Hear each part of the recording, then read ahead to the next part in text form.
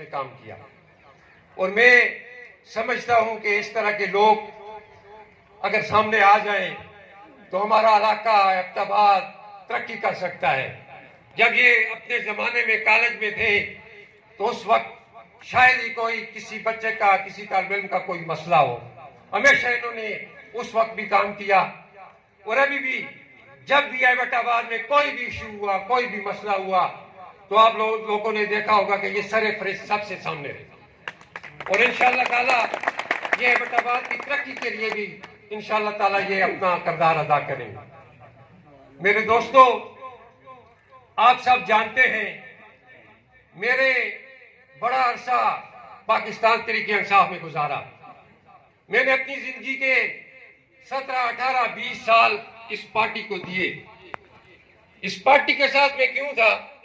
क्योंकि इमरान खान ने हमें एक नजरिया दिया था। वो नजरिया क्या था?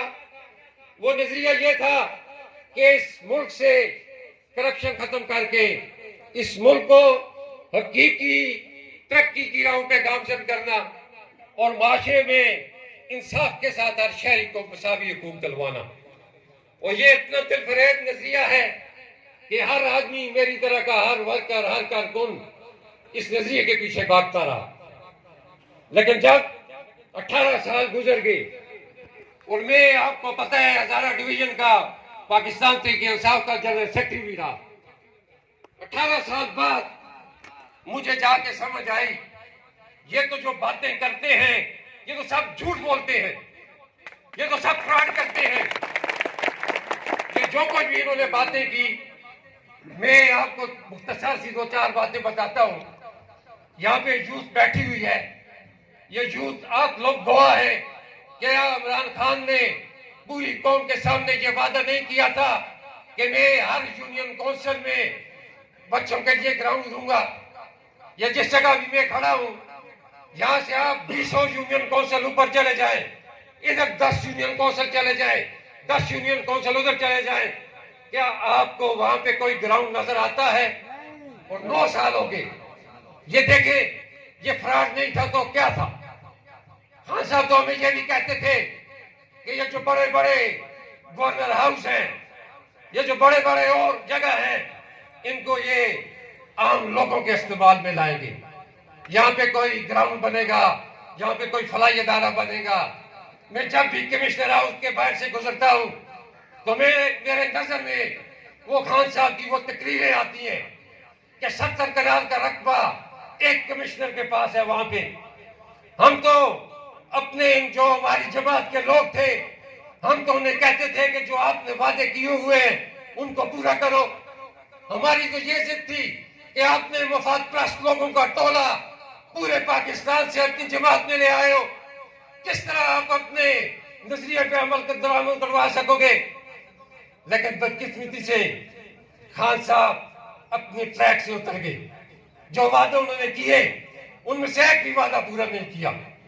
अभी हमारे जैसे जो नजरियाती लोग थे, जब वो पार्टी में, जब उन लोगों के सामने पार्टी के अंदर बात करते थे तो वो लोग, क्योंकि वो पूरे का एक टोला पूरे पाकिस्तान से इस पार्टी में वो हो गया, जिन्होंने अपने इक़्तिदार की खातिर वो पार्टी में आए, जिनका आप लोगों के साथ कोई मतलब नहीं। मैं आप जवान लोगों से ये गुजारिश करूंगा कि आप पीटीआई पीटीआई पीटीआई करते रहते हो।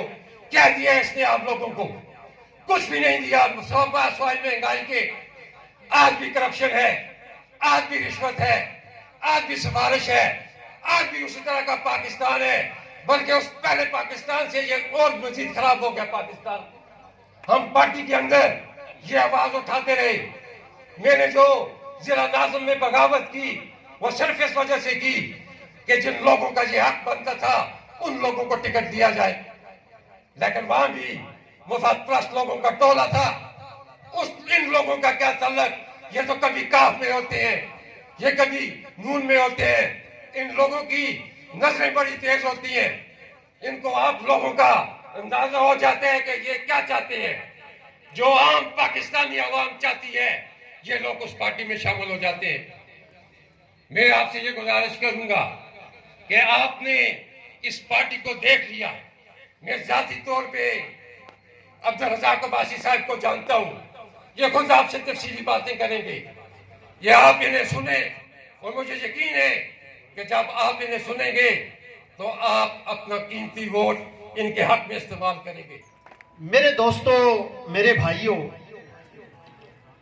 हम अगर इस बात पे थोड़ा सा गौर करें कि दुनिया का एक वो मुल्क जिस पे एटम बम गिराया गया था, जो तबाह हो गया था, और उसके मुकाबले में पाकिस्तान, जो दुनिया के बेहतरीन वसाइल से माला माल मुल्क है। अब तफसील में जाने का वक्त नहीं है। तो ये हर तरह के वसाइल से माला माल मुल्क अबतरी की तरफ क्यों जा रहा, वो सिर्फ और सिर्फ वजह यह थी कि इसको मुखलस, दयानतदार, बासलाहियत क़यादत नहीं मिली। वक्त ये जमाना आता है तो हम हुजूर अलैहिस्सलाम के उस वक्त की, जिस वक्त आपकी बिसत हुई, वो लोग जो आपको सादिक व अमीन कहते थे, तो आपने जिस वक्त अपनी नबूवत का ऐलान किया, तो वो ये लोग जितने भी थे सारे जानते थे कि आप अलैहिस्सलाम सच्चे और अमानतदार हैं, लेकिन आपके ऐलान से इनकार कर दिया, इसलिए कि वो अपने उन बुतों को नहीं छोड़ना चाहते थे। आज हमारे अंदर बरादरी का बुत है, आज हमारे अंदर जाती तल्लुकात और जाती फायदों का बुत है। जिस वक्त तक हम इन बुतों को कुर्बान नहीं करेंगे, हमारा मुल्क तरक्की नहीं कर सकता। मैं आखिरी गुजारिश आपसे यह करता हूं कि खुदा के लिए अपने दिल को खाली करके बैठे, अब्दुल रज़ाक अब्बासी साहब को सुने। अगर आपको यह नजर आए कि ये कैंडिडेट उन कैंडिडेट्स के मुकाबले में बेहतर है, तो उन सारे बुतों को तोड़कर अब्दुल रज़ाक अब्बासी के हक में अपना वोट का इस्तेमाल करें। जज़ाकुमुल्लाह। मैं सबसे पहले तो शौकत रौली साहब का, हाजी हफीज साहब का, वसीम भाई और उनके सारे दोस्तों का, अकील का, आसिम का, इनका शुक्रगुजार हूं कि जिन्होंने इतनी खूबसूरत तकरीब का इनेकाद किया। खूबसूरत मैं दो बातें जरूर करता हूं। एक बात कि अल्लाह ने मुझे 31 मार्च को तराजू अगर जीत गया तो हर दूसरे महीने इंशाल्लाह इसी घर में, इसी जगह पर खुली कचहरी हुआ करेगी इंशाल्लाह इंशाल्लाह। और इस तरह एक खुली कचहरी, अफजाल खान मेरा इधर भाई खड़ा है, अफजाल खान किधर है? अफजाल खान खड़े जाओ। ये सलाट का सबूत है। दूसरे महीने इंशाल्लाह सलाट गांव में 2 कचहरियां हुआ करेंगी इंशाल्लाह इंशाल्लाह। सारे अफसरान इधर मैं हाजिर करूंगा शौकत भाई के सामने, और जो डायरेक्शन यहां से मिलेगी वो इंशाल्लाह सारे मसले आपके हल करेंगे इंशाल्लाह इंशाल्लाह। और मेरे दफ्तर में भी इंशाल्लाह, ये खुद नायब नाज़िम रहे, बड़ा इनका तजर्बा है, आपके भाई हैं, वकील हैं, समझते हैं मामलात, इंशाल्लाह मेरे सीधी कुर्सी पे ये बैठे करेंगे इंशाल्लाह इंशाल्लाह। इसलिए आपको ये फिक्र नहीं करना चाहिए कि शौकत भाई मेयर नहीं है। अल्लाह जानता है, शौकत भाई का यूं समझे कि दूसरा भाई है जो वो मेयर बनने जा रहा है इंशाल्लाह इंशाल्लाह। ये आप सलाड वाले, यूनियन काउंसिल वाले, गिरदुआ पावा वाले, चमाट वाले, ये मेरे सारे दोस्त, ये मैं आपका मेयर हूंगा और शौकत भाई का मेयर हूंगा और शौकत भाई आपके मेयर होंगे इंशाल्लाह। और मैं 2023 का अल्लाह ने मुझे जिंदगी दी और शौकत भाई को भी जिंदगी दी, इंशाल्लाह 2023 में एमएनए में एडवांस मुबारकबाद पेश करता हूं कि शौकत तरोली होंगे इंशाल्लाह इंशाल्लाह। ऐसा खेलेंगे इनको याद आएगी कि कौन मुकाबले में आया। अब तो मैं इनके घरों में जा चुका हूं, अब तो मैं हर मोहल्ले और हर पोलिंग स्टेशन पे पहुंच चुका हूं और मुझे पता लग गया इनकी क्या ताकत है। इसलिए इंशाल्लाह शौकत भाई, आपकी ये ख्वाब, आपके ये भाइयों की आपसे मोहब्बत करने वाली ख्वाब अल्लाह ने हमें जिंदगी दे तो 2023 में पूरा करेंगे इंशाल्लाह इंशाल्लाह। मेरे दोस्तों, मेरे भाइयों, मैं जिधर जाता हूं कि लोगों के मैं पूछता हूं आपका मसला क्या है। मैं स्लड की बात नहीं कर रहा, ऊपर स्लड की बात जरूर करता हूं, लेकिन ये नीचे आप यहाँ के अपनी आपकी जमीनें, आपके घर हैं, आपके बाप दादा की खुली जगह हैं। इस 70 साल के बाद पता है लोग मुझसे मुतालबा क्या करते हैं? मैं मलपुरा में जाता हूं तो क्या मुतालबा करते हैं? कब्र के लिए जगह चाहिए। मैं कुन जदीद में आज तीसरा दिन मुसलसल में जलसे कर रहा हूं।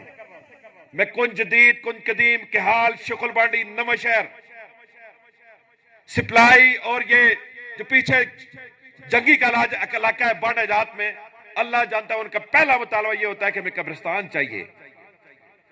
और मैं जब सुबह दफ्तर में होता हूं, हर दूसरे या तीसरे दिन लोगों की मुझे टेलीफोन आती है सुबह सुबह कि अमीर साहब सीओ कैंटोनमेंट को फोन करो कि हमारी मैयत हो गई है, हमारे पास दफनाने की जगह नहीं है। सिफारिश कब्र के लिए सिफारिश करते हैं। जिनके पास सिफारिश नहीं होती अल्लाह जानता है रिश्वत दे के कब्र खरीदते हैं। इन जालिमों से कोई पूछे कि जालिमों तुम 70 साल बाद अपने लोगों को, छतों की तो दूर बात है, 6 फुट जगह नहीं दे सकते। गलती उनकी नहीं है, गलती आप और मेरी है कि जिनको हम ईवानों में भिजवाते हैं वो ईवानों में गुल गुपारा करते हैं और 5 साल अवाम से दूर होते और अवाम कब्र के लिए रोती है। इसलिए मेरे दोस्तों कि हमारी चॉइस गलत है, हमारा फैसला गलत होता है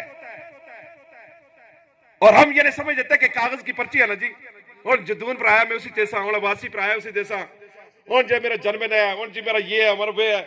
चक्करों में पड़ जाते हैं या घेर लेते लोग हमें रात को आकर जिरगा करके।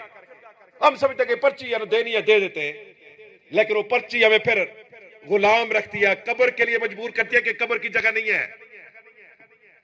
मैं आपसे कहता हूं ना, ये अंग्रेज ने हमें सबसे बड़ी जो साजिश हमारे साथ की वो ये की कि उसने दीन और सियासत को अलग करके दीन हमारे उलमा के वाले कर दिया, बल्कि मैं लफ्ज मौलवी कहता होता हूं, और जो सियासत है वो चोरों और चक्कों के वाले कर दी। और हम लोग भी चोरों और चक्कों के पीछे भागते हैं। और जो अमजद भाई बात कर रहे थे, शायद आपने जल्दी में ना समझी हो, हमें पता होता है ये चोर और चक्के, टाइम बड़ा कम है, बड़ा अफसोस है। मेरे पास एक बंदा आया, उसने कहा जी बादशाह साहब ये मैं कोई पैसे देना चाहता हूं, ये आपके स्लड का है, स्लड का।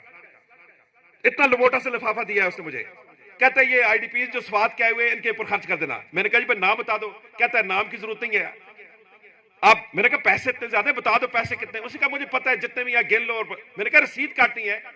उसने कहा नहीं जी मुझे जमात इस्लामी वाला एतमाद है, बस आप रख लें, खर्च कर दे। मैं जब बात नहीं सुनी उसने तो मैंने कहा भाई आप जरा बैठ जाओ, तुम जमात इस्लामी वालों को वोट नहीं देते और इतने से नोट रखे जा रहे हो। वो कहते सीधा होगा, वो कहता है चोरा बेईमाना तक कम है, तुम ये काम करो, अल्लाह अल्लाह करो। उनका पता होता है ये सियासत पे चोर और बेईमान है। और नेक और दयानतदार लोग जमात इस्लामी के पैसा हमारे पास छोड़ते हैं, सदकात और ज़कात हमें देते हैं, खाले हमें देते हैं, लेकिन वोट उन चोरों को देते, पता होते भी कहते बस ये मौलवी लोग ने, सादे लोग ने, बस वो बेईमान छात्रों चोरों के हवाले करते हैं। तब तो फिर आप कब्रिस्तान के लिए होते हैं ना। तब तो मेरा भाई स्टेडियम की बात कर रहा था 70-75 साल के बाद। दुनिया कहां पहुंच गई है? क्या इस मुल्क के वसाइल नहीं है? मैं पाकिस्तान के वसाइल की बात नहीं करता, मैं सिर्फ एबटाबाद के वसाइल की बात करता हूं। ये एबटाबाद का जो शौकत भाई ने तो जीटीएस अड्डे की बात की, जो जनरल बस स्टैंड है 25 कनाल पर मुश्तमिल है, उसी के अंदर हमारा जमात इस्लामी का दफ्तर है। 1.5 करोड़ से 2.25 करोड़ पर मरला जगह है। वो कचरा कुंडी बड़ी दी नहीं बड़ी दी, उस अड्डे में कुछ जो लिख दिया उसमें बदबू आती है, और उस पर भी कब्जा करने की उन्होंने कोशिश की है। ये सारा आपका जो लिंक रोड है ये सारा कमेटी का है, सारा जरा रोड जो है ये आपकी कमेटी का है, आधा मलकपुरा कमेटी का है, नवे शहर के अंदर जाएंगे कमेटी की जगह है। ये जो मादनियात आपके इलाकों से निकलती हैं, ट्रकों के ट्रक जाते हैं, ये डिपो आपके पास होते हैं, ये जंगलात के जो डिपो आपके पास है, ये सारा मेरा और आपका पैसा है। दुनिया भर के टूरिज्म या टूरिस्ट आते हैं, पैसा किधर जाता है? इनके जेबों में जाता है। मैं और शौकत भाई नाजिम रहे, हमें पता है किस तरह ये करप्शन करते हैं। 87 कनाल 14 मरले पे मीरपुर पे पीछे घर बने हुए, सियाण दे उसने किसता है पता नहीं ना किसका कार है।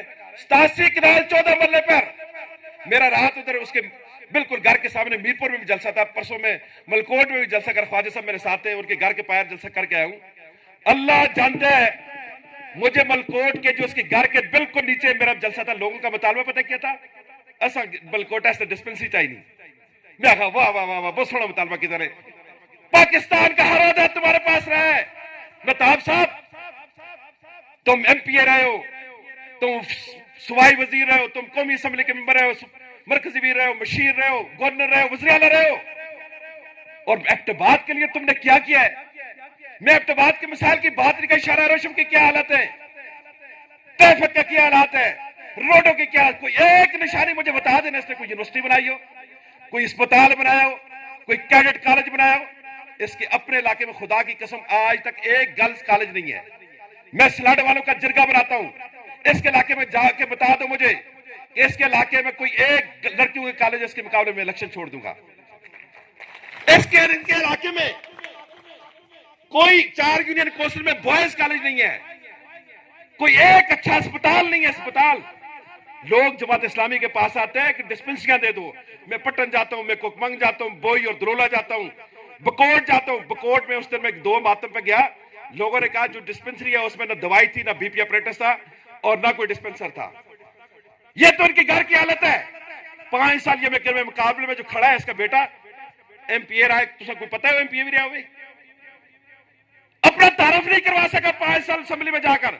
मुझा ता दी तनख्वाह कदी तेस्तासिक नाल करे में जान के लेट रहा। ऐसे नायल को तो आप वज़ीर रख कर कुछ नहीं कर सके, तो अपने नायल बेटे को मेयर बनाकर हमारे ऊपर मुसल्लत करना चाहते हो। नया बढ़ के आ गए हूं मेरे बेटे के नाव। वो बेचारे में मुझे अफसोस होता है माबतवान पर, मुझे अफसोस है नई दवान पर। 5 साल खर्चा करते रहे करोड़ों, मुझे कहते हमें टिकट मिलेगा। और मैंने कहा इस खानदान से बाहर किसी को टिकट नहीं मिला, तुम्हारा कब नारे लगाना तुम नारे लगाते रहोगे। एक बेचारा हार्ट अटैक को इस्लामाबाद चला गया, दूसरा बड़ा भिखार अंजुल के बहरे टिश्यू पेपर दे चाह रहे बाहर के सट सटे रहे अपने पुत्र नाया के नाया।